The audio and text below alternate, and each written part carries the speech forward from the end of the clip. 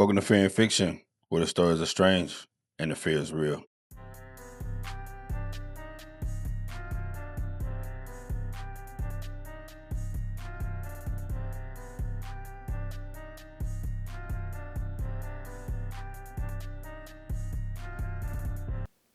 What's going on, Fear and Fiction family? We are back at it. Hope everybody's doing well. Hope y'all staying out of trouble. So today, we're going to dive into a new volume of Deep Cuts. My OG subscribers, y'all remember these are longer stories. It takes a little bit of time to build, but they're definitely longer. People have been asking for them, so hope you enjoy them. Get in those comments, let me know which story is your favorite. Now let's get into it.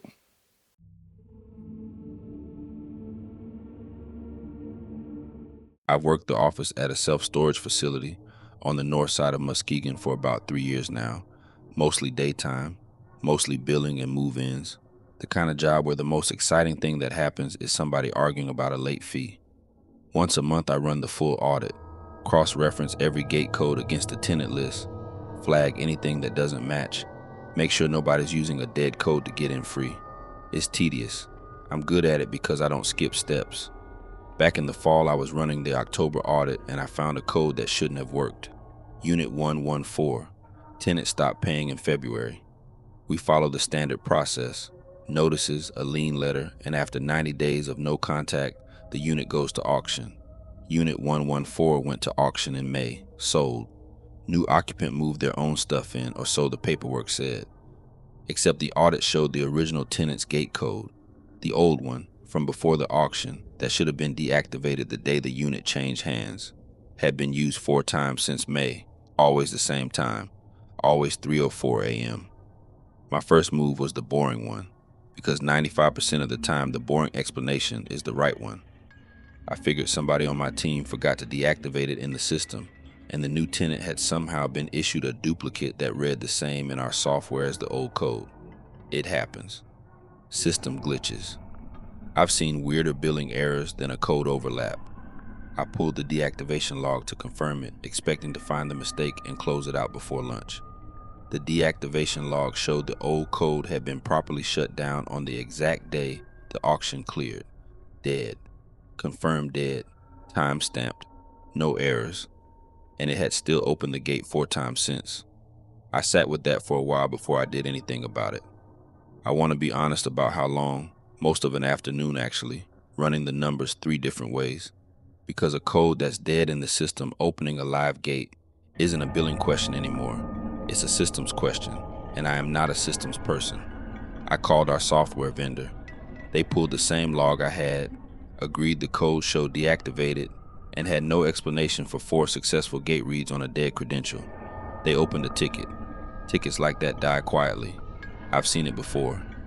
What I hadn't told anyone yet was the actual thing that was bothering me, which wasn't the code. It was the time. 3:04 a.m., 4 separate months, within a minute of the same mark every single time. Systems glitches don't keep a schedule. People do. I decided to come in and watch for it myself. The next month's date lined up with the pattern, same day of the month as the prior 4, and I told my manager I was doing a security check, which wasn't exactly a lie. I got there at 2:30, parked where I could see the front gate and the row where 114 sits, and I waited with a thermos of coffee I didn't end up needing because I never got sleepy. I was too busy watching the clock. 3:01, nothing. 3:03, nothing. At 3:04, the gate arm went up. I want to describe this carefully because I've told it to exactly one person before now, and I need to get it right. There was no car, no headlights swinging into the lot, no engine, nothing at the keypad that I could see from my angle. The arm simply lifted, the way it does for a valid code, and stayed up for the standard 8 seconds and came back down. Nobody drove through it. Nobody walked through it, not that I could see from the office window. I sat there for a solid minute deciding whether I'd actually seen what I'd seen, which, I know how that sounds, but the mind does try to talk you out of things in real time, not just afterward. I told myself the sensor might have glitched independent of a code entry, some kind of mechanical fault, and that was almost enough to send me back to my paperwork. Then I remembered the cameras. We've got one covering the gate and one on each row. I pulled up the row 2 feed on my laptop. The row where 114 sits, live. The unit door, the roll-up metal door, was standing open. Not fully, maybe 2 feet up. It had not been opened 30 seconds earlier when I last glanced at that feed out of habit. I did not want to walk out there. I'm going to say that plainly. But I also run this facility, and if somebody had broken in, that was my problem whether I liked it or not. So I went, flashlight in one hand and my phone in the other, already dialed to 911, thumb on the second one. Row 2 was empty. No car, no person, nothing but the units and the gravel and my own breathing, which felt loud in that kind of quiet. Unit 114's door was open 2 feet, exactly like the camera showed. I stood outside it for longer than I want to admit before I crouched down and shined the light underneath. The new tenant's things were in there. I could see boxes, a bike frame, all the ordinary content somebody stores. Nothing disturbed on the surface.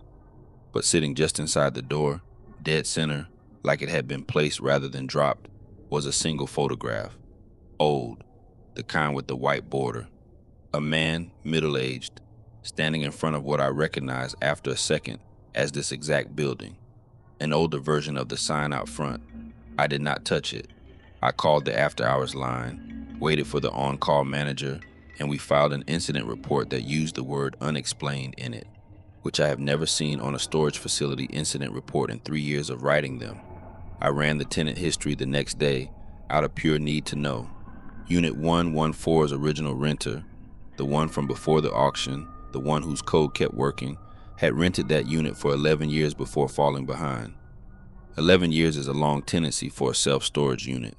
Most people are in and out in 18 months. 11 years means somebody built a relationship with a 10 by 10 box of space. I asked one of our longest tenured facility techs, a guy who's worked various properties in this company for almost 20 years, if he remembered the tenant. He did, vaguely. Said the man came by often, more than most people do, sometimes just to check on his things for no particular reason. Said he seemed attached to the unit in a way that struck him as a little unusual even at the time.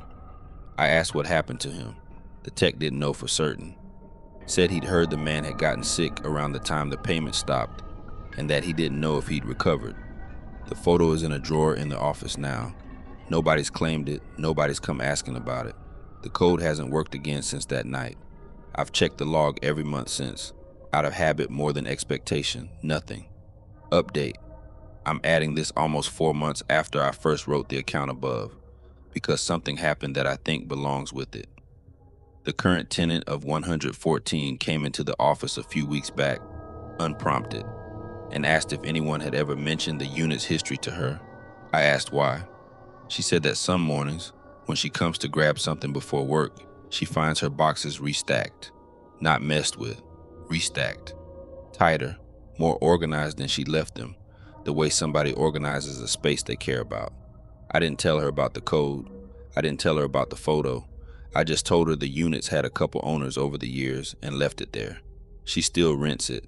She hasn't complained since. If anything, she said it almost like she didn't mind. I think about that 11-year tenancy sometimes, about what it means to care about a 10 by 10 box of space for over a decade. I don't have an explanation for the gate, or the camera, or the photograph placed dead center on the floor, like an offering. What I have is a log that's been quiet for months, and a woman upstairs from that unit who says her boxes keep getting straightened, and a facility tech who still won't quite look at row 2 when he walks the property at night. Some tenants, I think, just don't consider their lease up.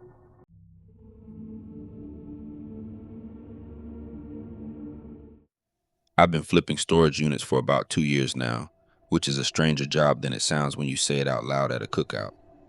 Facilities post auction dates when a unit goes unpaid long enough. You show up, you look through the gate or the door from a distance, because that's all they let you do before bidding. And you guess what's inside based on boxes and furniture silhouettes and whatever you can see. Without touching anything, then you bid.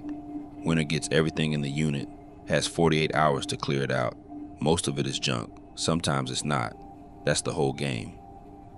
I work 3 or 4 facilities regularly around Petersburg, and one of them, off a road on the south side near the old district, runs auctions the second Saturday of alternating months. I've been going long enough to know most of the other regulars, a small crowd, maybe 8 or 10 of us, who show up every time, half of them older heads who've been doing this since before it was a TV show. There's one unit at that facility that comes up for auction every so often, not on a fixed schedule I could ever pin down, but often enough that the regulars all recognize the number. 218, corner unit, back row. The first time I saw it come up, I bid the way I bid on anything. Read the room, read the silhouette through the gap in the door, decided what I thought the contents were worth, and went in at a number I was comfortable losing. Somebody outbid me. Fine, that's auctions. The second time 218 came up, months later, I paid more attention. Same thing. I bid reasonable. Somebody outbid me, and I noted who. An older woman, standing a little apart from the regular crowd. Somebody I didn't recognize from any other auction I'd been to at that facility or any other. Third time, I decided to actually watch her instead of the unit. She didn't look through the door before bidding, which every single other person at every auction I've ever been to does. Because that's the entire point. You're buying blind, but you at least look at what blind means. She just raised her number when the auctioneer called it. Every single increment, calm, like she already knew what the final price would be and was just waiting for everyone else to catch up to it. I told myself that was a coincidence of temperament. Some people bid impulsively. Some people bid like they've already made peace with the number. It didn't have to mean anything. Fourth time, and this is where I started keeping actual notes, dates, and bid amounts on my phone. Because by then, something had shifted from curiosity into the specific itch you get when a pattern won't leave you alone. I decided to test it. I'd budgeted $300 for whatever I was bidding on that day. When 218 came up, I went to 600, then 8. The woman matched every jump without pause, no hesitation, no visible calculation, and at $900 for a storage unit that any of us could see from the gap in the door held nothing but ordinary boxes and an old dresser, nothing worth $900 to anybody in that lot. I stopped, because I wasn't willing to lose real money to prove a point to myself. She won, same as always. I asked around after, casual, the way you ask regulars things without making it a whole conversation. Nobody knew her name. A couple of the older heads said she'd always been there for 218, going back years before I ever started coming to this facility. One guy said he'd asked her once, straight out, why she wanted that unit so bad, and she told him it wasn't his business. Polite about it, but final, like a door closing soft. That should have been the end of it for me. Regulars have their reasons, and it's not my job to dig into strangers' business over a unit I was never going to win anyway. But I got curious about the paperwork side of it, because I know a guy, an assistant manager at that facility who I've done enough business with over 2 years that we're friendly. And I asked him, off the record, what he could tell me about 218's history. Not who's winning the auctions, the actual rental history, who the account belongs to. He didn't want to talk about it at first. Told me flat out it wasn't information he was supposed to share. And I dropped it, because that's fair. But a few weeks later, he brought it up himself, unprompted, over lunch, like it had been sitting on him. The account for 218 is 11 years old. Same name on it the whole time. The tenant of record passed away 9 years ago. My facility contact knew this because the family had come in around that time to ask about the unit, been told the balance was current, and left confused because none of them had been paying it. Somebody else has been paying it. The full balance, every month, for 11 years, mailed in as a cashier's check with no return address, no phone number on file, nothing but a signature that matches nothing in any system. Whoever it is has never once come into the office, never called, never been photographed by the facility's cameras making a payment, because the checks just arrive. He told me the family eventually stopped trying to figure it out. Whoever was paying wasn't taking the unit away from them. The paperwork's untouched. The name never changed. They were just making sure it never went to auction and stayed lost. Except, obviously, it has gone to auction. Multiple times. Because at some point, paperwork gets flagged automatically, regardless of who's paying. A clerical trigger nobody remembers to override. And the facility runs the auction, because that's the process. And every single time it does, somebody shows up and buys it back before it can leave the family's name for good. I asked if the woman I'd been watching bid could be the same person paying all these years. He said he genuinely didn't know. Said whoever's been sending checks has never given a name that matches any bidder who's ever registered, and every auction winner for that unit over 11 years has paid in cash. On the spot, no ID required beyond what the auction itself demands, which isn't much. I don't go to that facility's auctions anymore when 218 is listed. I still go the other months for other units because the job still pays my bills and I'm not going to let one unit run me off entirely. But I think about the arithmetic of it more than I want to. 11 years of checks with no name that traces. A tenant who passed 9 years ago whose account still shows current. A woman who bids without looking, who's never lost, who told one man plainly that it wasn't his business and left it there. Whatever is being protected in that 10 by 10 box, somebody has decided it does not go to a stranger. Not for $900. Not for any number I'm willing to find out.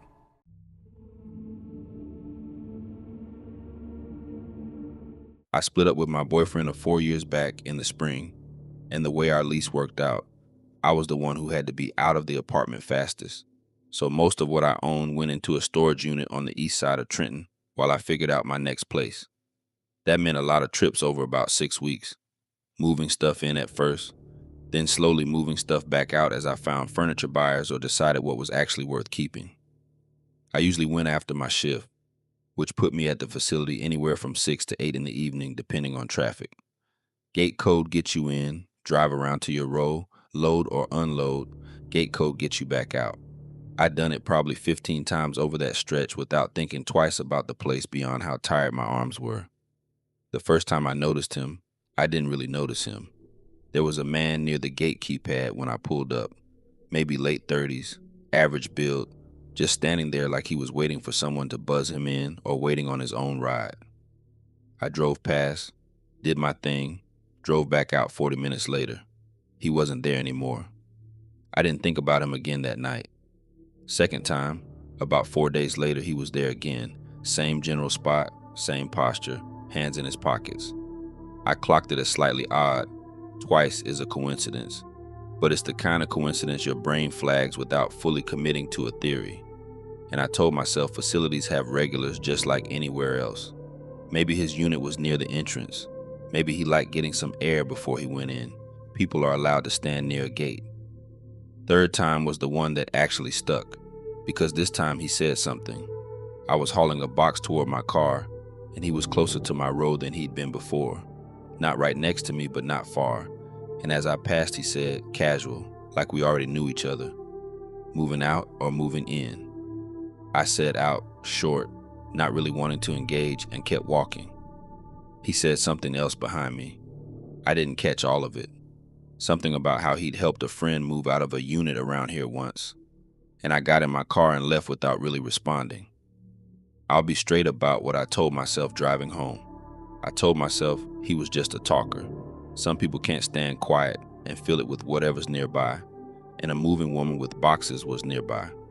I've met plenty of men like that at gas stations, at the grocery store, harmless in the specific way that's more annoying than threatening. I decided that's what this was and mostly believed it. Fourth time is where I stopped being able to believe it. I shifted my schedule that week because of a shift swap at work, and I ended up going to the unit around 9:30 at night instead of my usual 6 or 7, later than I'd ever gone, an hour I hadn't told anyone, hadn't posted anywhere, hadn't mentioned to a single person because there was nobody to mention it to. I hadn't even decided to go until about 20 minutes before I left my house. He was standing near my row, not near the gate this time, near my actual unit, the specific row and section, at an hour I couldn't account for him knowing. I sat in my car at the gate for a long moment before I drove through. I told myself one more time that it could be coincidence, that maybe he had a unit on my row too, that facilities aren't infinite and overlap happens. But the boring explanation had run out of room to hold all of it. Twice near the gate, a comment about my moving, and now standing at my specific row on a night and an hour I hadn't told a living soul I'd be there. I did not get out of the car. I put it in reverse, backed out through the gate before it could close behind me, and I called the after-hours facility number from the parking lot across the street. Engine running, doors locked. The person who answered said they'd send someone to check the property, which for a storage facility at 9:30 at night meant a single roving guard who covered 4 properties, and it took him almost 25 minutes to arrive. By the time he did, the lot was empty. No man, no car I could identify as his, though I'd never actually seen him arrive or leave in one. Now that I thought back on it, every single time he was just already there on foot, like he'd walked from somewhere close or been dropped off somewhere I hadn't seen. I told the guard the whole thing. He filed a report, said they'd flag it, and walked the property with me while I finished loading what I needed that night. Standing close by the whole time, without me having to ask, I called the facility office the next morning and asked, as directly as I could without sounding unhinged, whether anyone had complained about a man loitering near the gate or the units. The woman I spoke to went quiet for a second in a way that told me before she said anything that this wasn't the first time she'd fielded that question. She said they'd had a few reports over the past year of a man matching a similar description, nothing ever resulting in an arrest because he never did anything they could act on. Never touched a unit, never touched a person, just present, just watching. Gone before anyone official showed up.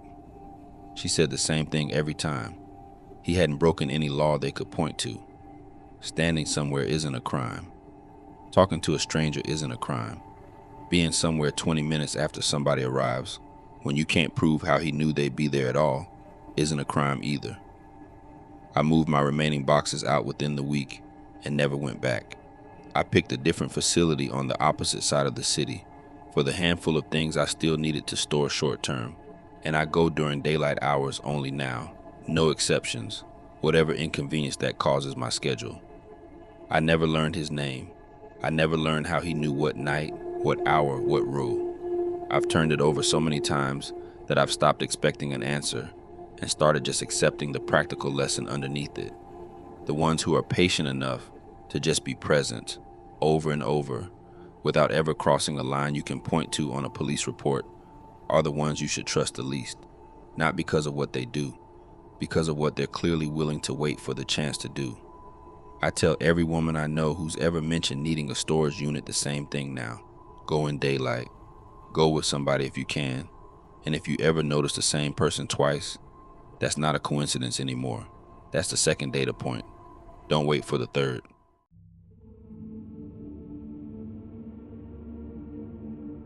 I run a small crew that clears out abandoned storage units for facilities around Southwest Michigan, Benton Harbor, St. Joseph, a couple spots further out. When a unit goes to auction and nobody bids on it, or the winning bidder never shows up to claim what they bought, the facility calls somebody like me to empty it out so they can rent the space again.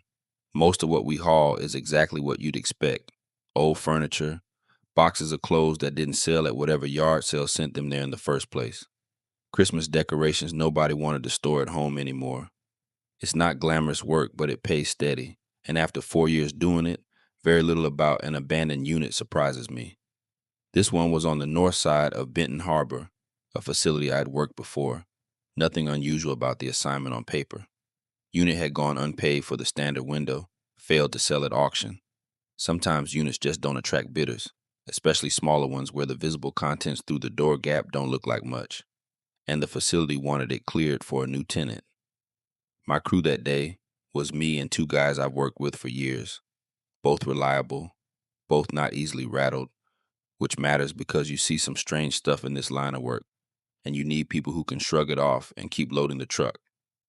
The unit itself was unremarkable for the first hour. Furniture, boxes, the usual. We work in a rhythm. Sort what's obviously trash from what might have resale value, haul it out, stack the truck. About 40 minutes in, one of my guys, clearing space at the back, called me over. There was something large wrapped in heavy plastic sheeting and old blankets, pushed into the back corner behind a dresser, tied at both ends with what looked like rope or heavy cord, big enough that it took real effort to have moved it there in the first place. My first read, and I want to be honest that this was a completely ordinary read for this job, was that it was a rolled up rug or a piece of furniture somebody had wrapped for storage and never come back to unwrap. People do that constantly. Half of what we clear out is stuff wrapped in plastic that turned out to be nothing but a mattress or an old couch cushion. My guy who found it wouldn't touch it past that first point of contact. He backed off, said something felt wrong about the weight when he nudged it with his boot, and told me flat out he wasn't the one moving it. I want to say I took that seriously in the moment, and the honest truth is, I mostly didn't. I've had guys spook on stranger things than a heavy wrapped bundle. A box of old dolls once had a grown man refuse to come back into a unit for the rest of the day. I told him to take a break, and I went to deal with it myself, because at some point the job has to get done and somebody has to do the part nobody wants. I want to slow down here, because this is the part that matters, and I don't want to describe more than I actually should. I moved the dresser out of the way. I got a proper look at what we'd found, and enough of a sense of it that I stopped everything immediately. I didn't unwrap it further. I didn't need to. Some things your body understands faster than your mind is willing to admit, and mine understood before I'd even fully processed what I was looking at. I told my crew to step back from that section of the unit entirely, and I called the police from the parking lot. Not the facility office first, the police first, because I already knew this wasn't a job problem anymore.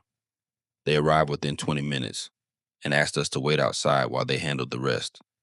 It was hours before anyone told us anything, and what they eventually did tell us wasn't much. That they'd be investigating, that we'd likely be contacted for statements, and that we should consider the rest of the unit's contents off limits until they cleared the scene. I'm not going to describe what was inside that wrapping beyond what I've already said, because I don't think it's mine to describe, and because the family involved, when the story eventually made its way into the local paper weeks later, brief and factual, the way these things usually run, deserve better than to have their worst day turned into entertainment by people who weren't there. What I can tell you is what came out afterward, because it was public information by the time the case moved forward. The unit's rental history showed a name that matched a missing persons report filed almost 6 years earlier. A man in his 50s, reported missing by a sister who lived out of state, who'd lost touch with him gradually over a couple of years before his silence became complete enough that she finally called it in.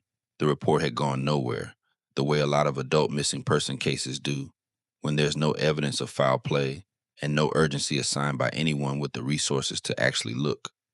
The unit itself had continued to be paid, automatically, from a bank account in his name for years after he was already gone.